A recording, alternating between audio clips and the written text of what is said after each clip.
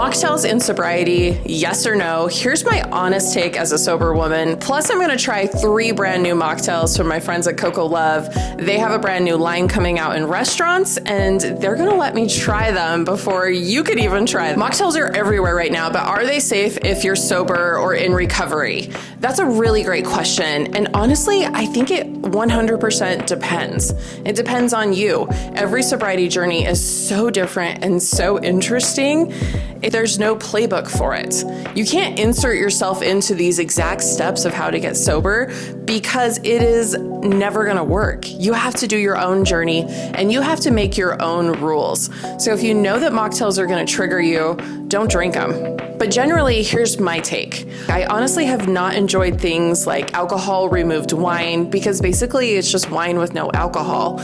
I've never craved the taste of alcohol. I wanted the effects of alcohol. So I haven't been the biggest fan of the alcohol removed wines and things like that because I just really didn't get it. But I have tried a lot of them. I've had brands send me a lot of them and I think they're super fun. Take it or leave it.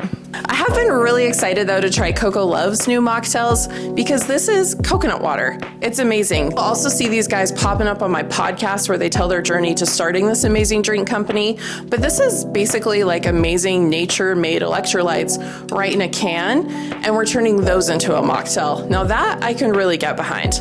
Anyways, welcome back to the Samantha Parker Show. This is what we're breaking down today. To mocktail or not tell. Does that make any sense? I think I'm gonna go with it. Mocktails, no tells. If we haven't met before, I really call myself a high-functioning alcoholic. I had the career, I have the kids, I have the husband, but alcohol was destroying my internal life. So I gave it up, I let it go, and now I am over a year sober. 2020 really kickstarted my alcohol-free journey, but 2024 was the point where I actually got sober. In 2020, I did walk away from alcohol for a whole 60 days, which that was big news for me. That was the first time I'd ever done that. I told people I was reevaluating my relationship with alcohol. It didn't work. You know the couple that is always breaking up and they're always getting back together and they're like, we're so in love and everyone else can see how toxic it is? That was me and alcohol. And in my early sobriety, always having that comfort drink in hand has really helped me. So being able to make something fun like a mocktail, I've really enjoyed it.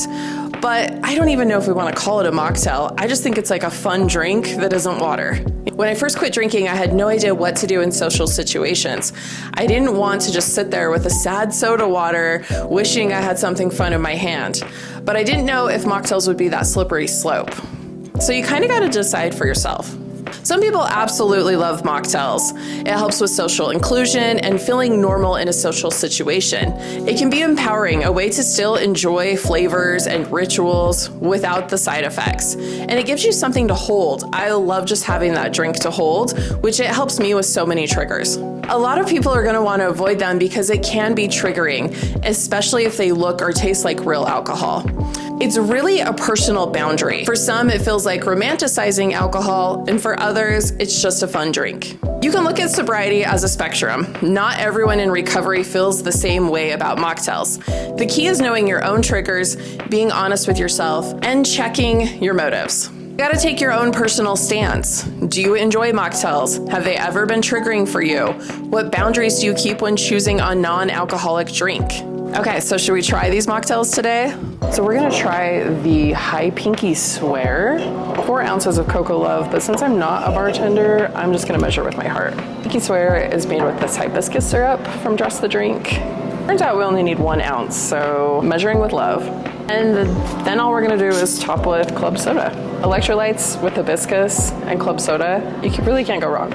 Okay, this is so fun because it adds a little zing to your coconut water. And you're still drinking something that's really good for you, but making it a little fun.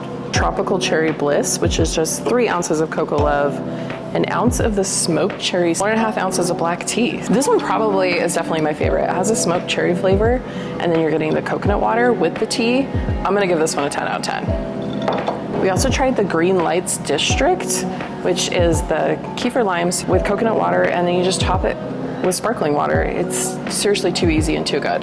10 out of 10. They partnered with Dress the Drink to create a whole new line of mocktails. You're gonna see these in restaurants soon. And I seriously am honored because I got a first Coco Love. It is amazing coconut water. It has electrolytes, it's vegan, it's fat-free, it's gluten-free, and it is so good for you. So to make this into a mocktail, you know I had to try it. And honestly, you guys, it was so easy. Seriously, just use Coco Love as the base, one of their new cocktail syrups, and then topped it with sparkling water. You're gonna wanna find these in restaurants when they hit, but I got to try them first. I love it. I think what I love most about this is a lot of times mocktails are just full of nasty, gross stuff, but this is actually a drink that's good for you. I would drink this post-run. I would do so many different things with this, and yes, I will be adding this to my mocktail lineup this year. While these were super fun to make and super fun to try, sobriety looks different for everyone. Listen to your own intuition. Mocktails might be a great tool for you to overcome drinking, or they might trigger the absolute hell out of you. Either way, there's no shame in protecting your peace.